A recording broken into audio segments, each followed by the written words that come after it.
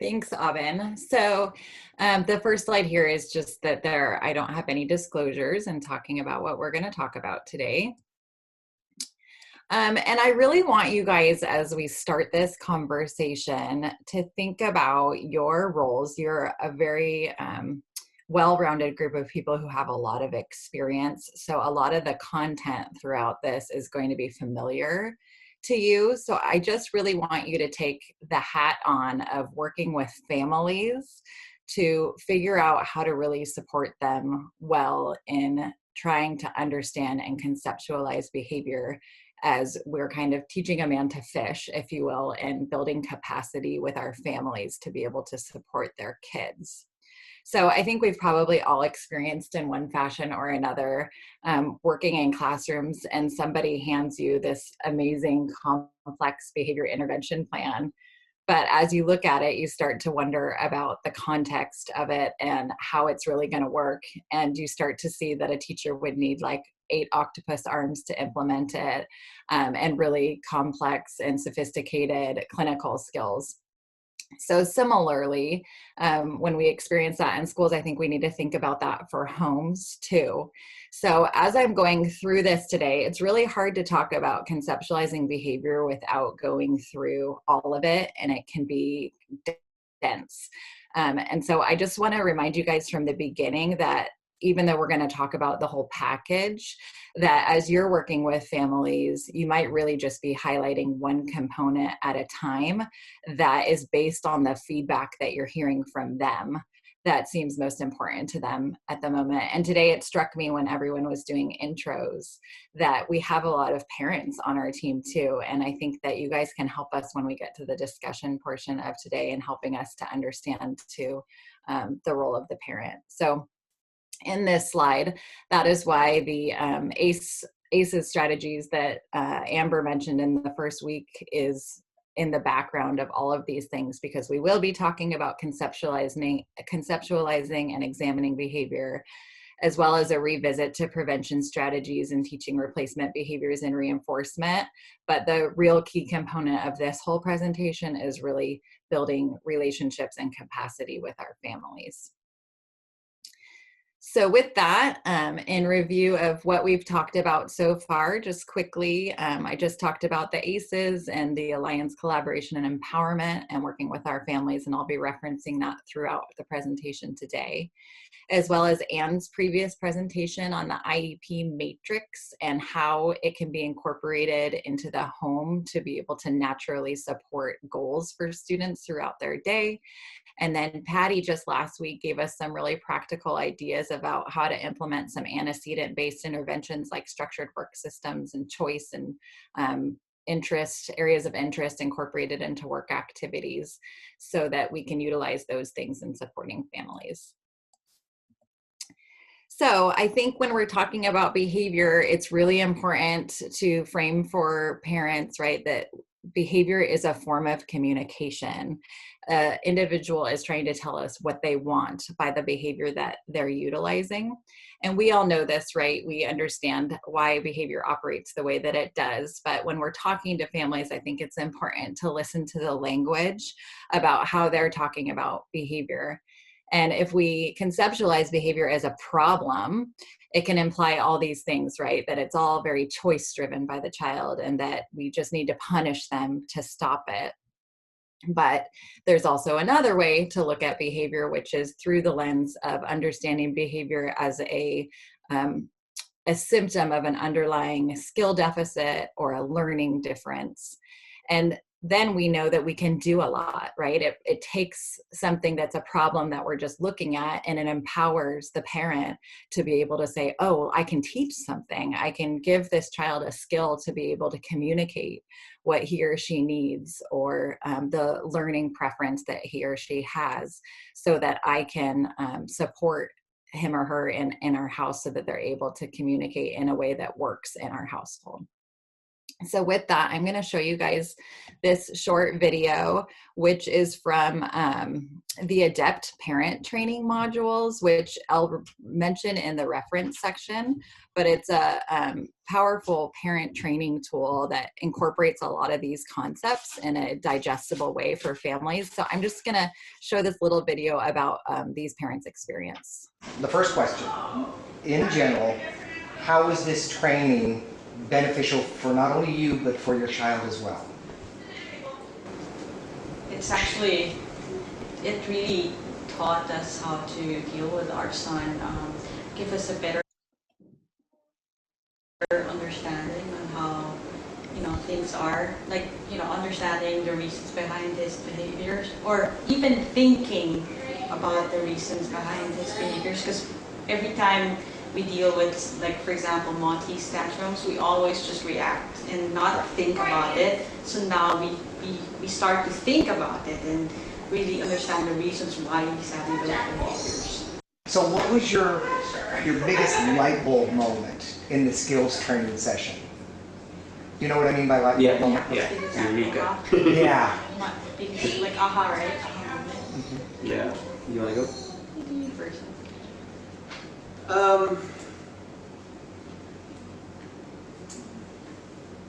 It's well, for me, because sometimes I get frustrated. I'm a little more ill-tempered. It's the understanding that he doesn't wake up in the middle of the night and he has this list of, oh, okay, I'm going to irritate my dad, I'm going to destroy the stuff, I'm going to do all these things. It's the realization and the learning that my son is going through some sensory issues and some learning disabilities. I've always embraced it when I found out that he was autistic, and I love him even more. But now I understand it even more. So that's very valuable. Okay. I think to me it's the idea that there's something you can do with it. Like it's an issue, yeah, but it's not the end. I mean, there are a lot of things you can do with it, and getting all the stories from the parents and from learning it from you. To me, it's my biggest right? Yeah, that autistic children can learn. Okay. It's just in a different way. I remember, so I was like exchanging emails with some of my friends, and I told them about Monty, and they all just said, well, some of them said, oh, I'm sorry to hear about your son. I'm like, no, it's okay. It's not a tragedy. Yeah, it's not Right. a tragedy, and you can do something. Good. Ignorance is the tragedy. Okay, so I love that video. I mean, I think they're like the cutest couple ever, but and the last line's funny to me about ignorance is a tragedy.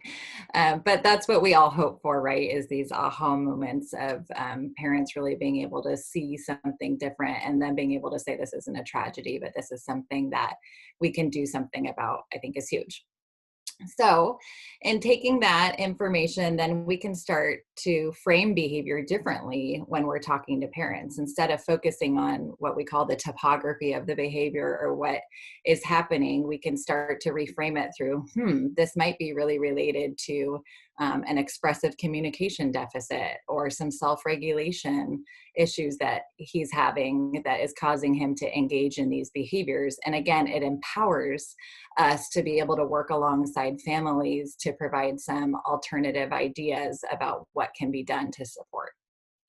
So with that, we're going to do a quick survey. And there's actually 2 questions in this survey, which I don't think we've done before. So the first one is, how many of you currently provide behavior consultation to families to support positive behavior at home?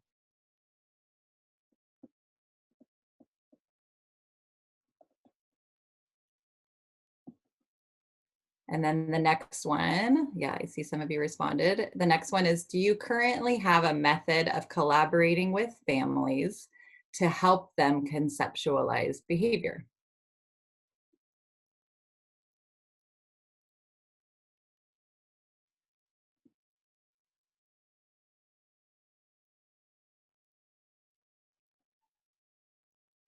Do a couple more seconds.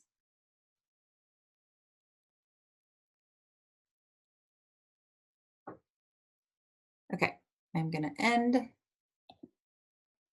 and share the results. So it looks like we have quite a mix. So many of us have done this, right? But it hasn't been a standard matter of practice because we weren't doing education at home before. So this is something new for us. And many of us have done it, but we haven't used one consistent method, but probably just have been responsive in working with families. So that's helpful as we're talking about today to figure out how to frame this.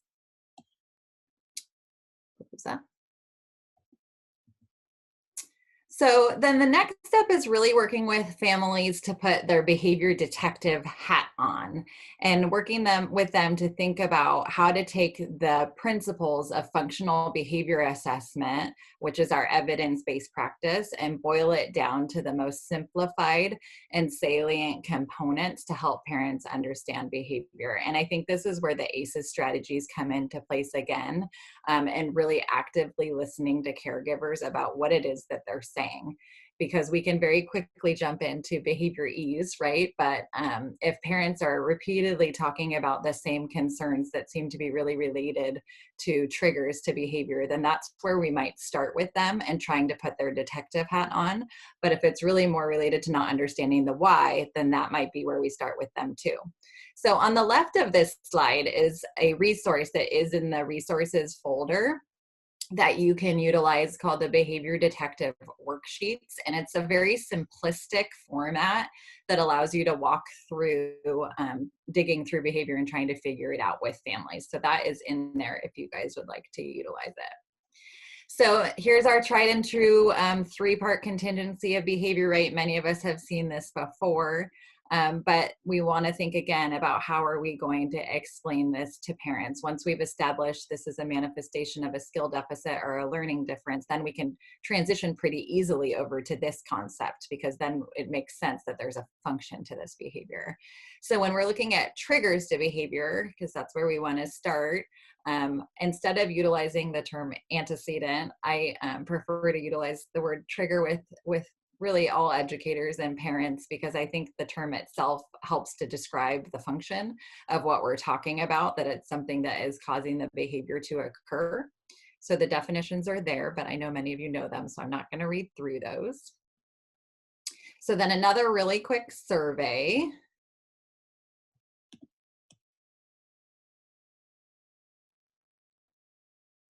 I'm going to launch. So what strategies do you currently use to help your families understand triggers to behavior? And this one's multiple choice, so you can pick more than one. Doesn't have to just be one.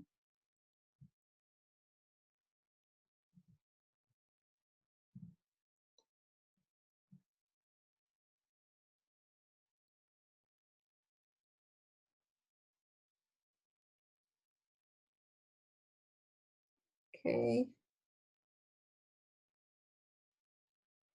Okay, I'm gonna stop there.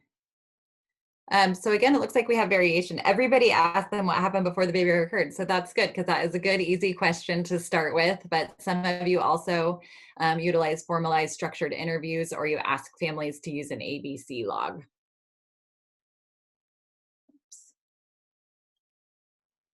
All right, so then how do we help families to understand triggers and what that means when we're talking about behavior? And here's another resource I just want to show you guys that comes from the Affirm website. And it's part of a bigger kit, but this is in the middle of it. That's called the FBA Planning Worksheet Analysis and Hypothesis, which is a good tool for structured interview. I saw that a lot of you guys were utilizing that already, and you may have a tool that you love. But this is another tool that's available that can help to structure your interview so that you are covering all the components that you want to cover with families. But in most simplistic method, right, we want to work with families to help them to understand that they need to examine the environment. And especially right now, there's important things to look at, like perhaps people have new and different routines. I think everybody has new and different routines right now, which I know has triggered some of my own behaviors. So that's something to be aware of with families, as well as tasks and demands in this new setting. All of a sudden they're being asked to do schoolwork, which is something that maybe home was previously their leisure time. There might be sensory elements within the environment, which again, having worked from home in the last few weeks, I've really noticed that there's sensory things that are present in my home that it's hard for me to be in all day long. There might be competing variables, that the only workspace that's available is right next to a television, which might be a highly preferred item. And Patty talked a lot last week about how we can structure some things so that we can make a really clear learning environment.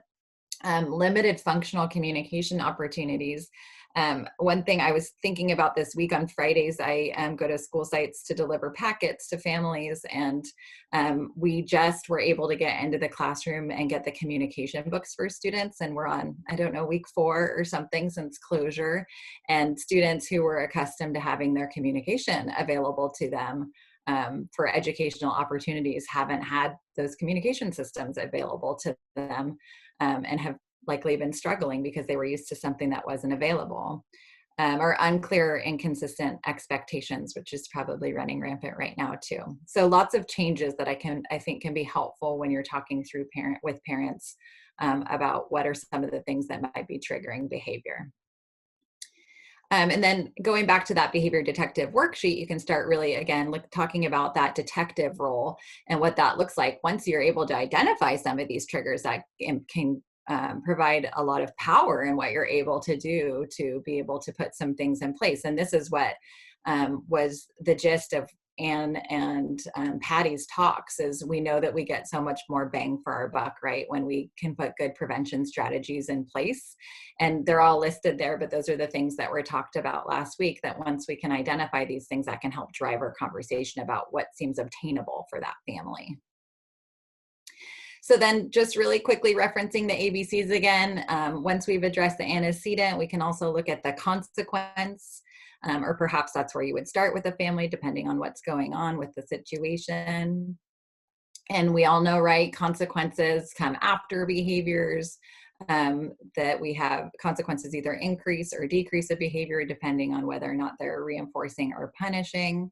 And I think one thing, again, in talking to families, is to make this something that's really relevant to them, so that this isn't only specific to the behavior of a child, right? But that this is something that we all operate under, and that there's examples that play out through our life all day long. I know that when I hear my coffee maker beep, that means the coffee's done. I go get my cup of coffee, and I am highly reinforced by drinking my coffee immediately following that.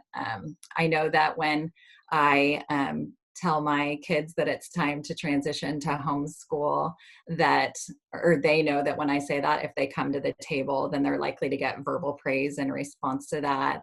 These things are happening all day long, and it's not specific just to individuals with disabilities, but just having them really think about that throughout their whole day, and naming multiple examples thing all day long.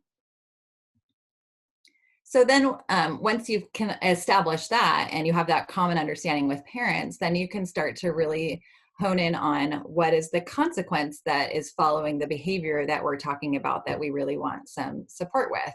And we can talk through that with the parents utilizing this tool again. So how do we help them understand consequences? Well, I think we can talk about things that we know, right? Behaviors learned. We know that if a child gets what they want out of the behavior, then they're more likely to keep doing it. And that if something is learned, then it can be unlearned or relearned.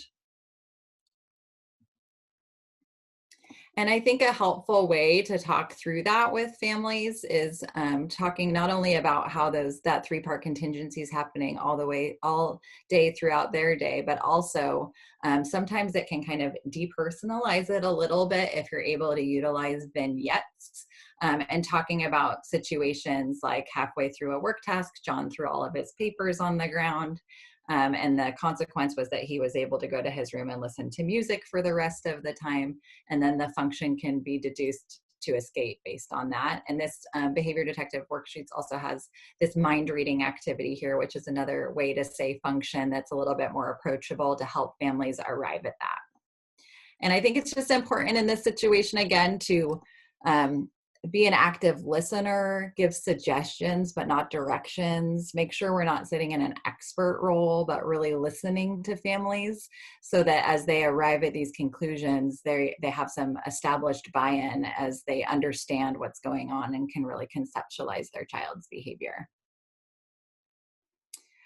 So we know, right, if we want, we can't just expect these behaviors to stop, that we have to teach something to replace the behavior that's currently happening, because again, it's a form of communication.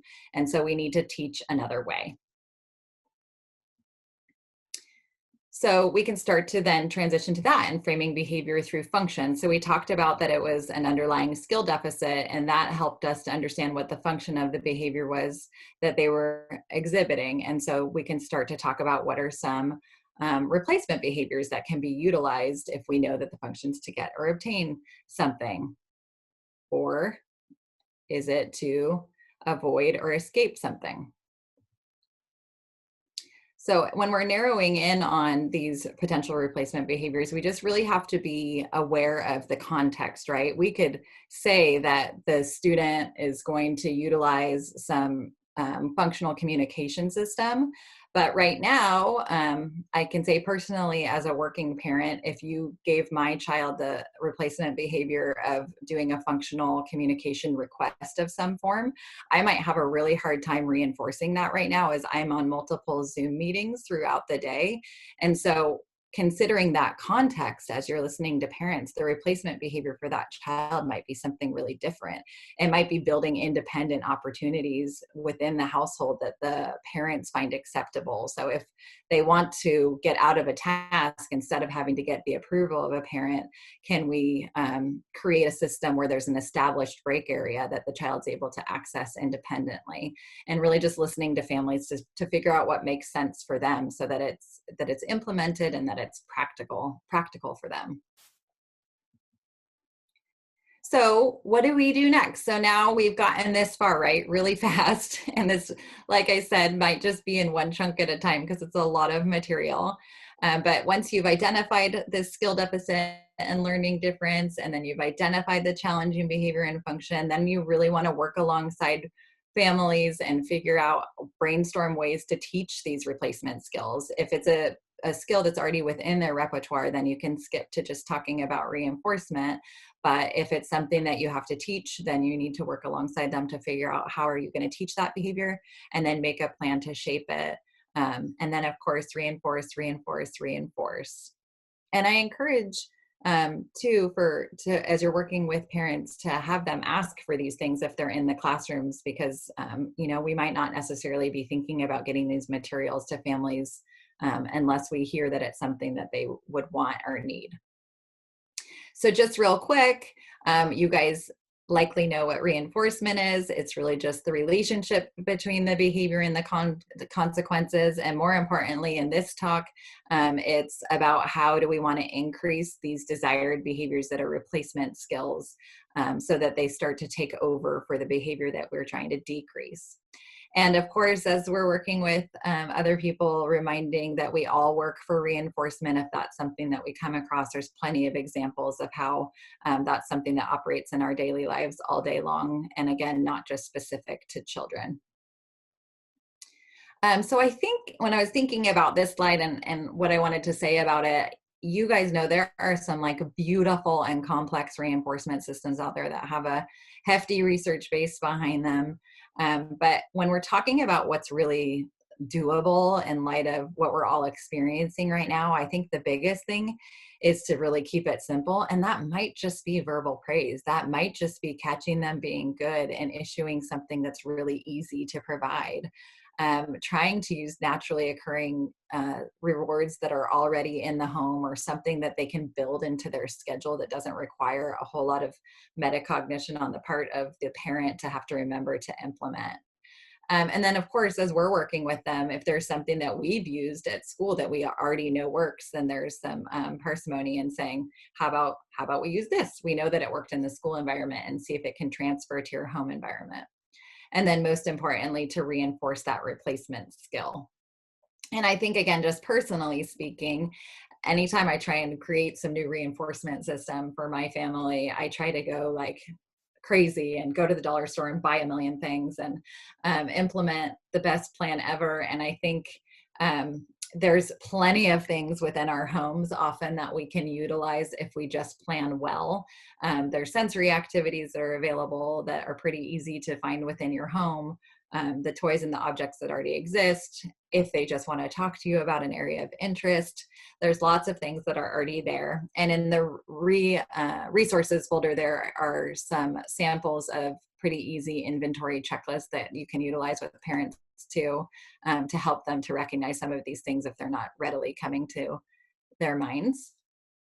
And then just some last tips for families, things that you guys know, that if we give too much of the good stuff right away, then we might get some apathy from our learners. So looking at the magnitude of how much we're providing, and then also if we, and conversely, if we give a limited amount, we have high motivation, that if they're gonna use something that already exists in their home as a reinforcer, which is ideal, then they're going to need to limit that access throughout the rest of the day. So again, choosing something that's practical for that. So if it's not something that you're really going to be able to limit their iPad access, then that might not be the best thing to utilize. And just to be kind to yourselves, that if you miss one opportunity to reinforce the behavior, it's really not the end of the world, right? We know behavior change takes time, and it's repeated experiences of the same thing. And that old adage that behavior gets worse before it gets better. And working with parents, especially in that first week or so as you're establishing a new behavior, to expect that it might actually look pretty ugly, but to stick with it as their child is learning something new and figuring out that something old doesn't work. So just some parent-friendly resources that I came across from the Affirm modules. Again, there's the functional behavior parent's guide, and then there's also a parent's guide to reinforcement that breaks down these pieces that I just went through. And some last resources I really recommend, the resources from UC Davis, the ADEPT online modules, which were before their time. They're all distance learning and really really simple and understandable for parents, as well as on the Autism Speaks website. There is some good Q&A with somebody about challenging behaviors from parents. And the other resources that are listed there, I mentioned earlier in the presentation.